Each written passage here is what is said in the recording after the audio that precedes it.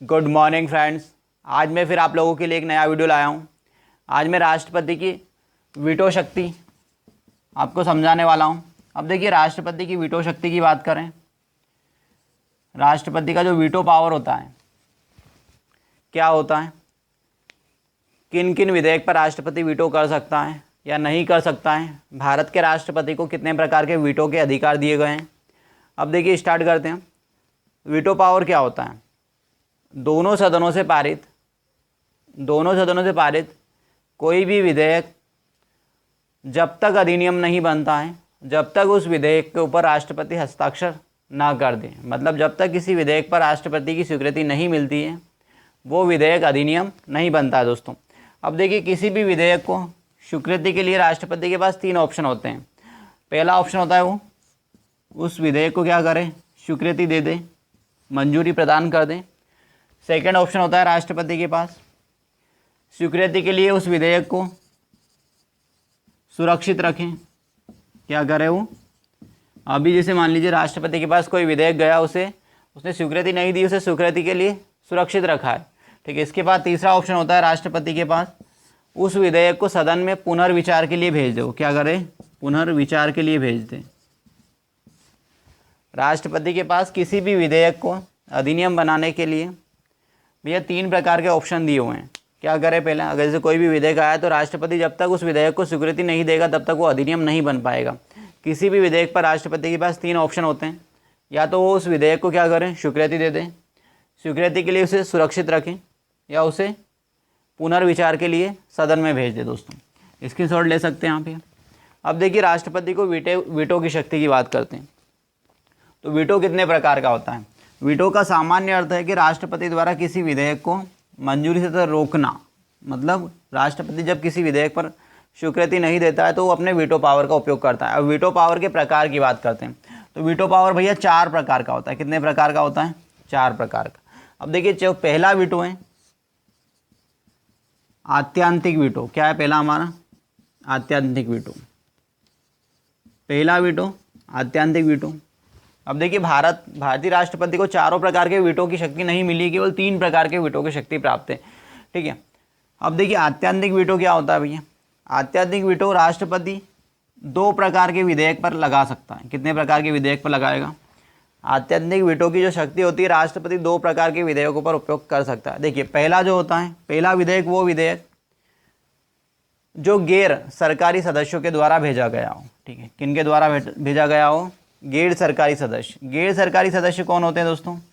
गैर सरकारी सदस्य मतलब जो व्यक्ति मंत्री नहीं होता है, जो विपक्ष के सदस्य होते हैं उनके द्वारा, या किसी अन्य सदस्य के द्वारा, मतलब मंत्री के द्वारा नहीं भेजा गया है, वो सभी सदस्य गैर सरकारी सदस्य कहलाते हैं। ऐसे विधेयक पर राष्ट्रपति को वीटो का अधिकार है। तो ऐसे विधेयक पर राष्ट्रपति कौन से वीटो का उपयोग करेगा? तो आत्यांतिक वीटो का उपयोग करेगा। फिर सेकेंड होता है मंत्री के द्वारा भेजा गया वीटो। मंत्री मतलब सरकारी सदस्य, मंत्री मतलब क्या, सरकारी सदस्य के द्वारा भेजा गया वीटो। इस पर राष्ट्रपति कौन से विधेयक का उपयोग करता है? तो आत्यांतिक वीटो का उपयोग करता है। अब सरकारी सदस्य के द्वारा भेजा गया वीटो मतलब दोनों सदन से पारित हो चुका है, फिर राष्ट्रपति उस विधेयक पर वो क्यों रोका? तो देखिए, जैसे मान लीजिए एक विधेयक है, कोई सा भी 18 से 21 वर्ष जो विवाह की आयु महिलाओं की करने का चल रहा है, इसके ऊपर एक विधेयक आया कि भैया 18 वर्ष से बढ़ाकर 21 वर्ष आयु कर दी जाए महिलाओं की। राज्यसभा लोकसभा दोनों से पारित हो गया है। अब वो विधेयक कहाँ गया है? राष्ट्रपति के पास, हस्ताक्षर के पास गया है। अब राष्ट्रपति के पास 3 ऑप्शन रहते हैं, स्वीकृति के लिए आरक्षित मतलब सुरक्षित रख सकता है, या फिर क्या करे वो पुनर्विचार के लिए भेज दें। अब भैया ये 18 से 21 वर्ष की विवाह की जो आयु का प्रस्ताव आया, इसके लिए राष्ट्रपति ने क्या करा? मंत्रियों के द्वारा पास किया गया वो विधेयक। अब राष्ट्रपति क्या करें यहाँ पर? इस पर सहमति ना दें, ठीक है, स्वीकृति ना प्रदान करें। किन परिस्थितियों में आत्यांतिक वीटो का उपयोग कर सकता है वो राष्ट्रपति यहाँ पर? पहली शक्ति तो ये हुई दोस्तों कि जैसे वो विधेयक आया राष्ट्रपति के पास स्वीकृति के लिए, तो मंत्रिपरिषद त्यागपत्र दे चुकी है। क्या हुआ? मंत्रिपरिषद त्यागपत्र दे चुकी है, और जो दूसरी मंत्रिपरिषद आई है उसने उस विधेयक को स्वीकृति की अनुमति ना दी हो राष्ट्रपति को। तो यहाँ पर राष्ट्रपति सरकारी विधेयकों को भी वीटो की शक्ति का उपयोग करके निरस्त कर सकता है। देखिए, आत्यांतिक शक्ति के तहत राष्ट्रपति 2 प्रकार से वीटो को, मतलब 2 प्रकार के विधेयकों को क्या करता है? वीटो शक्ति के द्वारा रोकता है। तो ये गैर सरकारी द्वारा और सरकारी सदस्यों द्वारा पेश किए गए विधेयकों को। अब देखिए स्क्रीनशॉट ले रहे हैं हम, इसके बाद आगे का वीटो देखते हैं। अगला वीटो है दोस्तों हमारा निलंबकारी वीटो। कौन सा वीटो है दोस्तों? निलंबकारी।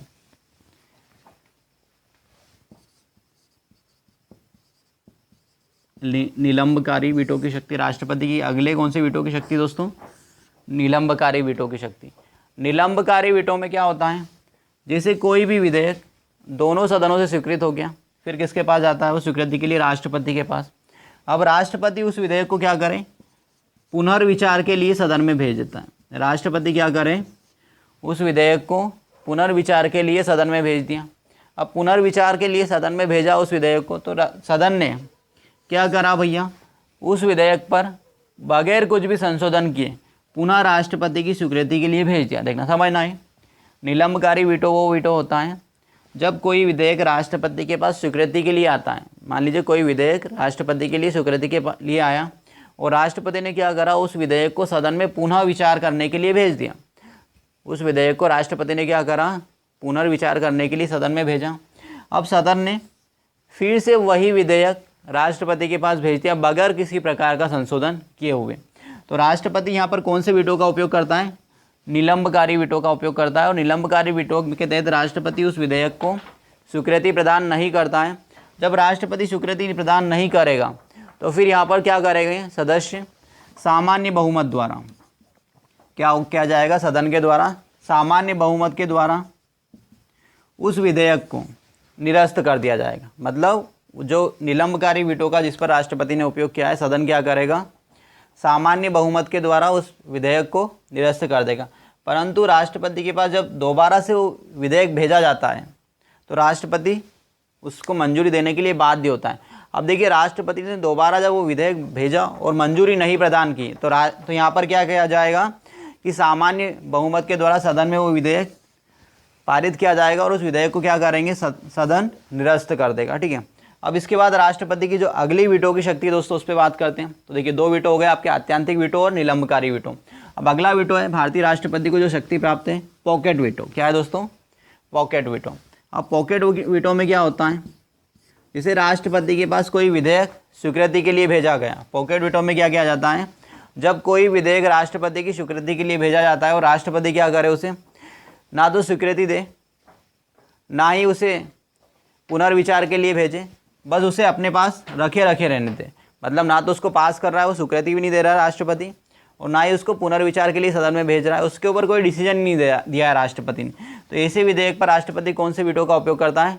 पॉकेट वीटो का उपयोग करता है। और पॉकेट वीटो का पहली बार भारत में किसने प्रयोग किया था? तो ज्ञानी जेल सिंह ने प्रयोग किया था दोस्तों। अब देखिए तो ये तो हो गया भारतीय राष्ट्रपति को मिले हुए 3 वीटो की शक्ति। मतलब वीटो कितने प्रकार का होता है? 4 प्रकार का होता है। अब भारतीय राष्ट्रपति को कितने प्रकार का वीटो मिला है दोस्तों? तो 3 प्रकार का वीटो मिला है। अब चौथे प्रकार का जो वीटो है वो किसे मिला है? तो यूएसए के राष्ट्रपति को मिला हुआ है। अब देखिए जो चौथे प्रकार का जो वीटो है वो कौन सा है? विशेषित वीटो। कौन सा है? विशेषित वीटो या विशेष वीटो भी बोल दे सकते हो आप इसे। क्या बोल सकते हो? विशेषित वीटो या विशेष वीटो। अब देखिए विशेष वीटो क्या होता है? जैसे हमने निलंबकारी वीटो में सामान्य बहुमत के द्वारा पारित करवाया, तो यहाँ पर विशेष बहुमत के द्वारा वो विधेयक पारित करके पुनः निरस्त कर दिया जाएगा। ठीक है। तो ये कहाँ की पर व्यवस्था है? यूएसए में, भारत में नहीं है। अब देखिए ये हो गया। अब जैसे राष्ट्रपति के पास देखिए भारतीय राष्ट्रपति और यूएसए के राष्ट्रपति में वीटो की शक्ति में एक बहुत बड़ा अंतर है। क्या अंतर है? एक तो ये हो गया विशेषित वीटो, मतलब यह विशेष वीटो जो यूएसए के राष्ट्रपति को प्राप्त है, भारतीय राष्ट्रपति को नहीं प्राप्त। एक अंतर तो ये हो गया।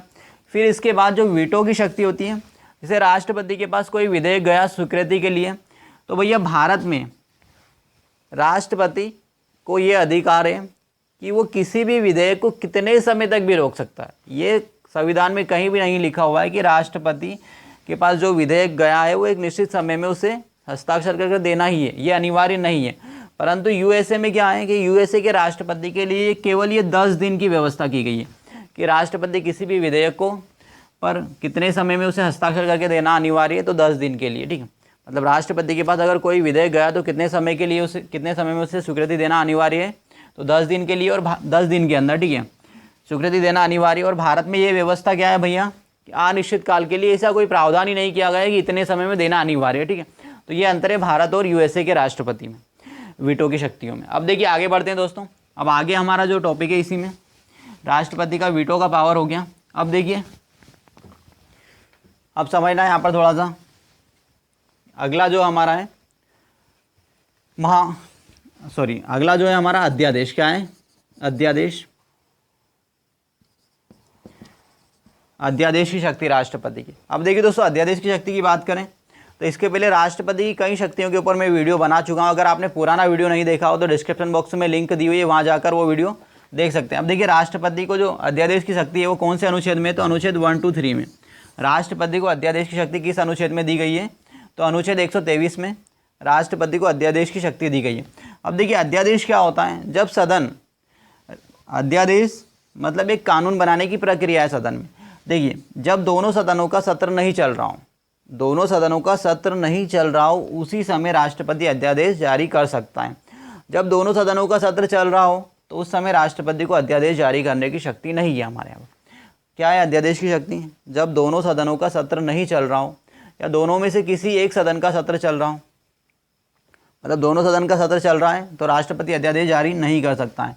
सीधी सी बात है कि जब सामान्य स्थिति नहीं हो उस समय राष्ट्रपति क्या करें? अध्यादेश जारी करें। और अध्यादेश जारी करने की शक्ति कौन से अनुच्छेद में? 123 में। अब देखिए, अध्यादेश के द्वारा बनाया गया कानून 6 माह तक लागू रहता है। 6 माह के अंदर दोनों सदनों से स्वीकृति मिलना अनिवार्य है। अगर स्वीकृति नहीं मिलती है तो वो कानून क्या हो जाएगा दोस्तों? निरस्त हो जाएगा। अब देखिए, ये हो गई राष्ट्रपति की अध्यादेश की शक्ति। राष्ट्रपतियों के नाम। पहले राष्ट्रपति हुए हमारे डॉक्टर राजेंद्र प्रसाद। पहले राष्ट्रपति कौन थे हमारे? डॉक्टर राजेंद्र प्रसाद। दूसरे राष्ट्रपति हुए सर्वपल्ली राधाकृष्णन। तीसरे हुए जाकिर हुसैन। तीसरे राष्ट्रपति कौन हुए हमारे? जाकिर हुसैन। चौथे हुए वीवी गिरी। पांचवें हुए हमारे फखरुद्दीन अली अहमद। और छठे राष्ट्रपति हुए नीलम संजीवा रेड्डी। सातवें राष्ट्रपति हुए हमारे ज्ञानी जैल सिंह। अब देखिए, इसके बाद आगे बात करते हैं। आठवें राष्ट्रपति कौन हुए? आर वेंकटरमन। नौवें हुए हमारे शंकर दयाल शर्मा। 11वें राष्ट्रपति हुए के.आर. नारायण। 10वें राष्ट्रपति हुए हमारे के.आर. नारायण। और 11वें राष्ट्रपति हुए ए.पी.जे. अब्दुल कलाम। और 12वें राष्ट्रपति हुए प्रतिभा देवी सिंह पाटिल। और 13वें राष्ट्रपति प्रणब मुखर्जी। और 14 नंबर के राष्ट्रपति रामनाथ कोविंद, जो वर्तमान में। देखिए, अब आगे बात करते हैं। इनसे क्वेश्चन क्या आता है? एक तो इनका क्रम पूछा जाता है कि कौन से नंबर के राष्ट्रपति हैं। अब देखिए, पहले राष्ट्रपति की बात करें तो पहले राष्ट्रपति आपके डॉक्टर राजेंद्र प्रसाद हुए। जो डॉक्टर राजेंद्र प्रसाद थे, लगातार 2 कार्यकाल पूरा करने वाले देश के पहले राष्ट्रपति हुए। देखिए, 2 कार्यकाल पूरा करने वाले एकमात्र राष्ट्रपति कौन है? डॉक्टर राजेंद्र प्रसाद हैं। और सबसे लंबा कार्यकाल भी किसका हुआ? तो डॉक्टर राजेंद्र प्रसाद का। अब देखिए, सर्वपल्ली राधाकृष्णन की बात करें तो सर्वपल्ली राधाकृष्णन ऐसे पहले उपराष्ट्रपति हुए जो राष्ट्रपति बने, और इन्होंने 2 उपराष्ट्रपति के कार्यकाल पूरे किए, सर्वपल्ली राधाकृष्णन ने। इसके बाद देखिए, जाकिर हुसैन की बात करें तो जाकिर हुसैन पहले मुस्लिम राष्ट्रपति हुए हैं। जाकिर हुसैन क्या हुए? पहले मुस्लिम राष्ट्रपति और पद पर रहते हुए मरने वाले पहले राष्ट्रपति हुए। अब देखिए, वीवी गिरी की बात करें तो वीवी गिरी एक ऐसे राष्ट्रपति हुए हैं जो दूसरी मतगणना में जीते। वीवी गिरी कैसे राष्ट्रपति हुए देश के? जो दूसरी मतगणना में जीते। इसके बाद देखिए, जो छठे राष्ट्रपति हुए हमारे नीलम संजीवा रेड्डी पहली बार राष्ट्रपति का चुनाव हार गए थे, दूसरी बार निर्विरोध राष्ट्रपति बने। देखिए, नीलम संजीवा रेड्डी एक ऐसे राष्ट्रपति हुए जो पहली बार उपराष्ट्रपति का चुनाव पहली बार राष्ट्रपति का चुनाव हार गए और दूसरी बार में क्या बने? राष्ट्रपति बने। ज्ञानी जैल सिंह पहले सिख राष्ट्रपति हुए। ज्ञानी जैल सिंह क्या हुए? पहले सिख राष्ट्रपति हुए। और ज्ञानी जैल सिंह पहले ऐसे राष्ट्रपति जिन्होंने पॉकेट वीटो का उपयोग किया। पहली बार पॉकेट वीटो का प्रयोग किसने किया? तो ज्ञानी जैल सिंह ने। इसके बाद देखिए, आगे बढ़ते हैं। शंकर दयाल शर्मा का संबंध मध्य प्रदेश से। कहाँ से संबंध है दोस्तों इनका? मध्य प्रदेश से संबंध है शंकर दयाल शर्मा का। ठीक है। इसके बाद देखिए, के.आर. नारायण पहले दलित राष्ट्रपति। के.आर. नारायण क्या है? पहले दलित राष्ट्रपति। ए.पी.जे. अब्दुल कलाम को मिसाइल मैन के नाम से जाना जाता है। और पब्लिक प्रेसिडेंट भी कहते हैं इन्हें। अब देखिए प्रतिभा देवी सिंह पाटिल, प्रतिभा देवी सिंह पाटिल देश की पहली महिला राष्ट्रपति हुई। प्रतिभा देवी सिंह पाटिल देश की पहली महिला राष्ट्रपति हुई दोस्तों। प्रणब मुखर्जी, इसके बाद है हमारे रामनाथ कोविंद। रामनाथ कोविंद दूसरे दलित राष्ट्रपति हुए दोस्तों। अब देखिए ये राष्ट्रपति का टॉपिक कंप्लीट हो गया दोस्तों। अगर आपको ये वीडियो अच्छा लगा हो तो मेरे चैनल को सब्सक्राइब करना ना भूलें और वीडियो को लाइक करना ना भूलें। Thank you.